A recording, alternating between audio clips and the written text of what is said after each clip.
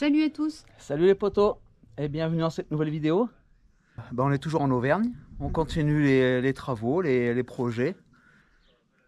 Ils vont voir quoi? Ils vont voir l'aménagement du camion. Ouais, l'aménagement du trafic. Du fourgon, du moins. Qui est déjà parti, ouais. Il est vite parti. C'est un aménagement simple, efficace. Et par contre, je sais pas comment font les autres, mais filmer, tenir la caméra d'une main et bricoler de l'autre, c'est pas possible. Et tu l'as pas posé? Non, je l'ai pas posé sur trépied, pas au début. C'est dommage, hein. Et moi j'étais où? Et toi t'étais où? Ouais, j'étais où? Et Eh ben on te souhaite une bonne vidéo. Ouais. Bon alors je te montre le trafic là qu'on va aménager cet été. Il est magnifique. Il est 2001, 2002. Ouais, je crois 2002. Il a 110 000 km, tout vitré. Avec un toit ouvrant. Il est vraiment nickel. On l'a acheté à un ancien garagiste qui a fait tout l'entretien dessus. Donc distribution, embrayage, amortisseur, pneus, tout a été fait dessus. Il est vraiment en super bon état. Oh ça y est, il va commencer à pleuvoir. Peinture neuve. Bon là il est sale mais peinture neuve. Siège pivotant. Donc ça c'est cool aussi. Et là aujourd'hui, le but c'est de mettre de la feutrine tout le long des fenêtres. Devant, derrière. Après on va isoler l'Armaflex. Tout le bas. Le plafond, regarde, c'est déjà en feutrine. Il faut que je trouve des luminaires. C'est isolé. Ah, l'isolation.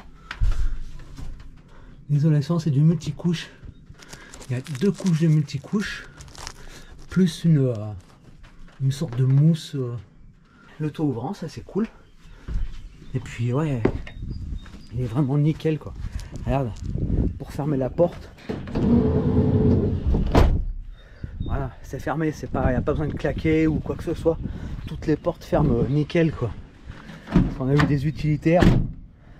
Il fallait vraiment claquer les portes pour les fermer. Bah là, c'est pas le cas. Ouais, donc il est vraiment en super bon état, bien content de l'achat quoi. On va pouvoir faire un chouette truc. Et voilà, donc on va attaquer. Là, ça c'est la partie atelier que je me suis aménagé. L'Armaflex. L'Armaflex qui est dessous. Et on va mettre cette feutrine là. Jamais posé de celle-là. Donc c'est avec cette colle là qu'on va mettre. Spray adhésif. Permanent, ouais. Bon ben voilà, on est en train de mettre la feutrine. On a fait une fenêtre. C'est un peu chiant à faire. C'est galère à faire, ouais. Il y a plein de découpes et tout ça et...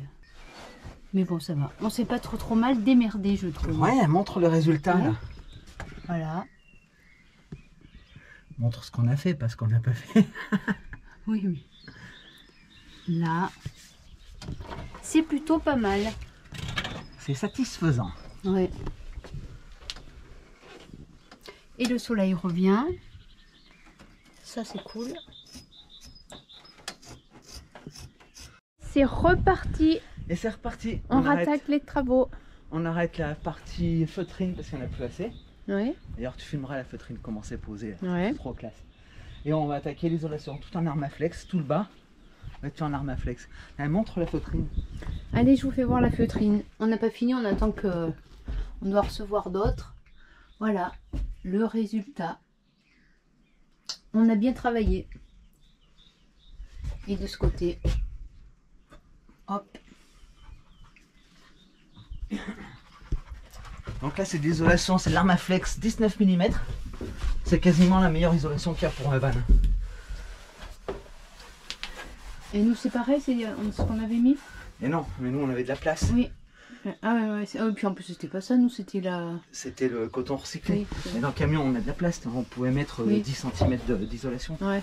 Que là si tu mets 10 cm, il te reste plus rien. J'avais pas nettoyé comme il faut. Et là c'est de la poussière, ça serait pas cool. Oh mais j'avais pas de chiffon. Bon, je te montre l'Armaflex qu'on va mettre dans le van. En fait l'Armaflex c'est autocollant. Cette partie qui se décolle. C'est fait à base de caoutchouc, je crois. C'est quasiment ce qu'il y a de mieux pour les vannes. Ça prend pas de place, ça résiste aux moisissures, à l'humidité, à tout, ça craint rien, donc c'est top.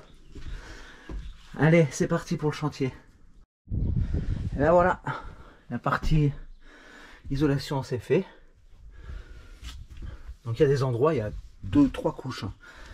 J'ai passé tout ce que j'avais. Hop. Donc tout le bas est fait, la porte aussi. Impeccable. Je vais te montrer la différence de son entre là isolé à l'Armaflex ou là pas isolé. T'as vu ça? Au niveau son c'est top. Après au niveau isolation c'est pas mal quoi. Pour 19 mm c'est top quoi. Et ben voilà. Allez, plus qu'à finir la feutrine. Et puis après on attaquera le sol. Le sol ça va être un parquet flottant. On l'a déjà reçu. Regarde. J'ai attaqué le plancher. Il me reste 2 planches à mettre. Là j'ai mis une sous-couche avec un pare-vapeur. Et par-dessus un parquet flottant. Donc ça c'est cool. C'est bientôt fini. La feutrine est arrivée. Donc on va pouvoir finir la feutrine là-bas pour la fenêtre de devant. Pour les deux. La porte aussi. J'ai reçu plein de pièces aujourd'hui. Je vais pouvoir avancer à fond. C'est bien, hein? Pas mal ce plancher là. J'ai reçu pour changer les lumières, tu vois, parce que c'est des lumières d'utilitaire qu'il y a de partout. Je vais mettre des lumières à LED. Et voilà. Allez, ça continue. Je te reprends plus tard. Bon, on continue les travaux. Toi, regarde là, avant, il y avait ça là. J'ai découpé. C'était une sortie de, sûrement dans un ancien aménagement, une sortie de gaz de frigo. Et moi, il n'y aura pas de frigo à gaz. Donc du coup, ça, j'en profite pour mettre l'entrée pour la prise P17. Je te montre. Et pour mettre cette prise là. Hop. Pour pouvoir brancher le camping-car à un camping, à une maison et tout. C'est des trucs aux normes. Normes européennes. Donc j'ai déjà fait le raccordement là, avec du 2.5 souple. Bon, dedans c'est une EcoFlow qui sera chargée. Elle recharge à 1000 watts je crois. Donc en 220 ça fait du 5 ampères. Je suis large hein, avec du 2.5 souple, je suis large. Donc ça c'est cool. J'attends que le... J'ai passé... Ah, Mimi elle vient attaquer les travaux. Oui. Là j'attends que l'anti-rouille, parce que là j'ai passé l'anti-rouille, j'attends que l'anti-rouille est séché. Et on va installer ça. Ouais, parce que avant la prise P17, ce que je te disais là, c'était une sortie de gaz de frigo. C'était ça là. Sortie de gaz dométique qui était fixée là. Donc s'il y en a un qui a besoin d'une sortie de gaz dométique, eh ben il m'envoie un mail et je lui la filerai. J'en ai pas besoin. Elle est noire, elle est en bon état. On dirait qu'elle est peinte en Raptor. Voilà. J'ai reçu le câble solaire, toi, avec le raccord XT60 pour brancher sur l'EcoFlow. Donc là il y a 3 mètres de câble. Et du coup, toi, je l'ai reçu tout monté avec les MC4, c'est les connecteurs solaires. Mais il faut que je les passe dans le passe-toi, donc je suis obligé de couper et de refaire des MC4. Donc tu vois, tu dénudes ton fil, tu poses ça dessus, tu poses dedans, tu sertis. Après, tu mets l'embout MC4 et tu visses après avec le presse-étoupe et ça. Donc c'est tout simple, mais je peux pas faire la caméra d'une main et le montage de l'autre. Je te montre une fois fini, tu comprendras mieux. Bon voilà, le montage est fait. Voilà, donc du coup, j'ai passé, ça c'est le passe-toit, qui va être collé sur le toit du camion. Ce fil va passer à travers le toit, je vais percer le toit, je vais passer ce fil à travers. Et ça, c'est ce qui va ressortir pour aller au panneau solaire. Donc avec les 2 raccords MC4 aux normes solaires. Si un jour tu veux acheter un panneau solaire et que c'est pas des raccords MC4, bah fuis parce que c'est pas aux normes quoi. C'est ça, pour brancher les panneaux solaires, c'est ça partout. Que ce soit une maison, que ce soit n'importe quoi. C'est ça, c'est pas des ports USB, c'est pas autre chose. Donc tout ça, et après ça va partir à l'EcoFlow pour se recharger sur recharger l'EcoFlow. Et voilà, l'affaire est faite, plus qu'à percer le toit, à coller le passe-toit, tout bien jointé. c'est fait exprès. Hein. Et puis, roule ma poule. J'ai reçu le frigo au Bozy avec une poignée pour l'ouvrir. Il reste fermé.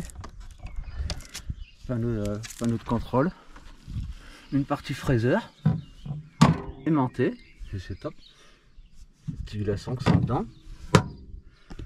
Bon, il n'est pas très grand, mais pour un petit van, c'est pas mal d'avoir un congèle.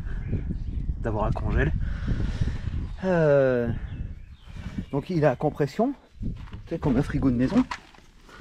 Il a le petit compresseur. C'est la première fois que je vois ça. Tu sais, sur ta maison, tu as toute la grille là qui est derrière. Et bien là, toute la grille elle est regroupée là, avec un petit ventilateur. Franchement, il est bien fait, il peut s'encastrer. Branchement direct en 12 ou 24 volts. Pas besoin de passer par la transfo, mais bon, de toute façon, la batterie EcoFlow, elle a déjà son transfo, mais c'est un petit plus. La consommation, c'est 5 ampères, donc ça fait 60 watts en 12 volts. Je pense que l'autonomie, elle va être énorme. Ouais, c'est cool. Il va falloir le mettre en place, le tester. On va tester son autonomie avec la batterie. Sans panneau solaire, sans rien. Et je te dirai comment c'est. Bon, premier test du frigo avec l'EcoFlow. Donc là, tu vois, elle est chargée à 100%. On va mettre en route. Hop, lui, on met en route. 23, ça doit être la température.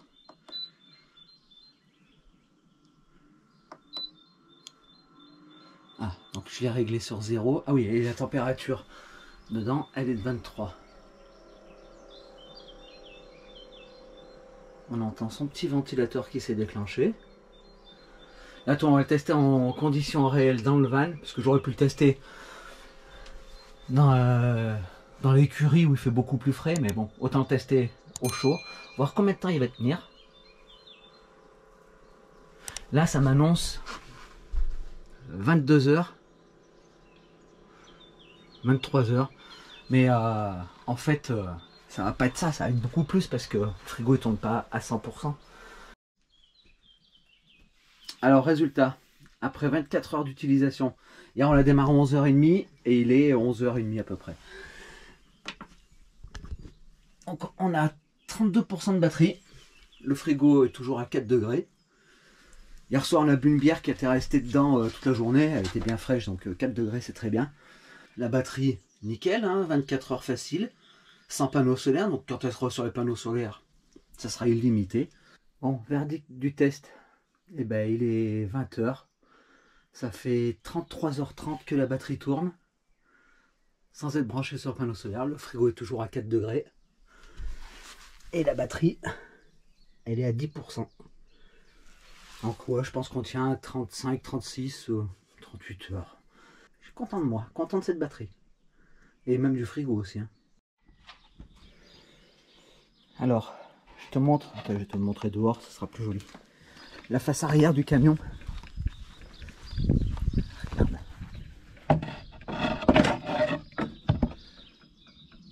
Hop. Donc ça sera l'entrée d'eau. C'est une entrée d'eau de bateau. Elle est trop classe, hein, en inox. La petite douchette. L'interrupteur pour mettre en route la pompe. C'est une pompe immergée qui sera dedans. Et vue de dos. Donc ça c'est le bouchon qui va aller au bidon. L'évent qui est fixé là, qui remonte le long pour faire évacuer l'air et le faire rentrer quand tu tires sur la pompe ou quand tu remplis en eau. Ça présente bien. Là tout ça, ça a été verni en vernis céramique. Donc normalement ça craint rien. Et voilà. Allez, je le monte et je te montre le résultat fini. Bon, je te montre un peu l'avancée des travaux. Donc j'ai fait la façade là. Elle n'est pas fixée encore. Il faut que je fasse l'approche là. Pour la dernière fois. Tu verras derrière. Donc je t'explique un peu le système d'eau. Donc là, tu as le tuyau de remplissage d'eau qui vient de là. Ça c'est la sortie de la pompe à eau. Pompe immergée qui se trouve là en dessous. Et ça, c'est la commande électrique. Donc là, tu la commandes de là, petit interrupteur. Voilà. Ça avance, ça avance. la façade.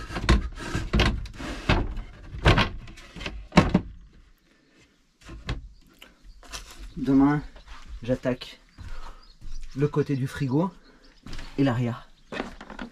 Et les branchements aussi. Ça suit son cours. Voilà, à plus. Et voilà, je viens de terminer le circuit d'eau. J'ai reçu le petit bidon récupération d'eau sale. Parce qu'à la base, c'était le même que celui-là. Ça, c'est le bidon d'eau propre. Mais tu vois, il arrive au même niveau que l'évier. Donc du coup, j'avais pas d'écoulement d'eau. Donc j'en ai pris un plus petit. Ça, c'est un 12 litres. Et ça, c'est un 20 litres. Donc les normes, c'est la moitié. Donc 10 litres aurait été suffisant. Et tu vois, là, je pars de l'évier, dessous l'évier. Je passe par ce truc blanc là. C'est un clapet anti-retour, anti-odeur. Ça remplace un siphon. Et ça part directement là. Et du coup, quand ton bidon d'eau sale est plein, tu débranches là. C'est un joint exprès qui est là-dedans. Donc du coup, tu peux le brancher, le débrancher facile. Tu le débranches de là. Tu désangles. Et tu veux le vider. Tout simple. Voilà. Et ben là, c'est la dernière fois que tu verras le système d'eau comme ça. Parce que... Mais là, je vais monter la façade. Ok, là, à l'envers. Monter la façade, fixer le plan de travail. Comme ça, après, je pourrais te montrer le coin cuisine fini. Bon, bah aujourd'hui, j'ai reçu le panneau solaire. 200 watts. Technologie PERC. On va mettre sur le toit du fourgon. Là, derrière, connecteur MC4. Ce que je te disais dans la précédente vidéo. Les panneaux solaires, c'est que des connecteurs MC4. Ça n'existe pas autrement. Et là, tu as les caractéristiques. Hop. Donc 200 watts. Et puis voilà, et les dimensions. Ça va très bien aller pour recharger l'EcoFlow. Donc technologie PERC, en fait, t'as pas besoin d'avoir vraiment du soleil pour que ça recharge. C'est pas comme les anciens panneaux où il fallait que ce soit en plein soleil. Là, même nuageux, ça charge à fond. Je vais le fixer avec les cornières en alu. Sur le côté, fixé là sur le rifté sur le panneau et vissé et collé sur le toit du fourgon. C'est comme ça que j'ai fait à tous les fourgons. J'en ai jamais perdu. Donc on continue avec quelque chose qui marche. Ce matin, j'attaque le lit peigne. Là, c'est un lit avec les lattes qui sont dissociées et qu'on va pouvoir tirer. Hop. À la base, la banquette, elle fait 70 de large et tiré, il fera 120 de large par 190 de long. C'est la taille standard pour un lit, 190. Bon, le plus chiant, c'est de calculer l'espacement des lattes, de faire des beaux arrondis, tu vois. Hop, ça c'est simple, hein. Je prends le capuchon d'une bombe de peinture ou n'importe quelque chose de régulier. Hop, je fais mes arrondis. Donc là, il n'y a plus qu'à couper. Ça fait pas mal de coupes à faire. En fait, c'est une seule coupe qui va faire tout le long, comme ça, hop, qui va suivre. J'espère que je te donne pas la gerbe. Ouais, le plus chiant, c'est de calculer le truc. Et là, c'est fait en contreplaqué. C'est du 16 mm. C'est de l'épée. Hein. Ça va pas plier. Hein. Alors, on va pouvoir sauter sur le lit. Ça bougera pas. Et ben allez, je fais la découpe et je te montre le résultat. Et pour le déplier, donc là il fait 70, c'est la taille de la banquette, 70 de large. Et pour le déplier, tu tires, et hop, et là tu auras un lit en 120. Je trouve que c'est joli un lit peigne comme ça. Dessous il y aura des rangements, et puis une façade, une belle façade avec des portes et tout ça. Bon alors voilà le lit en deux parties. Ça c'est la partie fixe, il est verni, fini. Ça c'est l'arrière de la façade. Hop. Et la partie mobile qui se trouve là. Je vais aller le monter et je te montre le résultat dans le camion. Le lit peigne. Donc là tu l'écartes. Enfin là d'une main c'est pas dur. Tu l'écartes, ça fait 120. Donc il va venir contre la façade et pousser. 70, la taille de la banquette. Et dessus, ça va être les coussins de clic-clac pour y mettre. Parfait, parfait. Et ben voilà. Je crois que le chantier se termine. Mimi, qu'est-ce que t'en penses? c'est super chouette. C'est vraiment bien Et tu te fait. caches derrière tes sièges? Ouais, je disais c'est super bien fait. Bon, on te fera un tour quand ça sera tout installé. Voilà, j'espère que cette vidéo vous a plu. Et comme d'hab, n'oublie pas. Like, partage, commente. Et dans la prochaine vidéo, tu verras Mimi te présenter le Ouais. trafic. C'est moi qui présente. C'est toi qui présente. Et voilà, salut les potos. Salut, salut!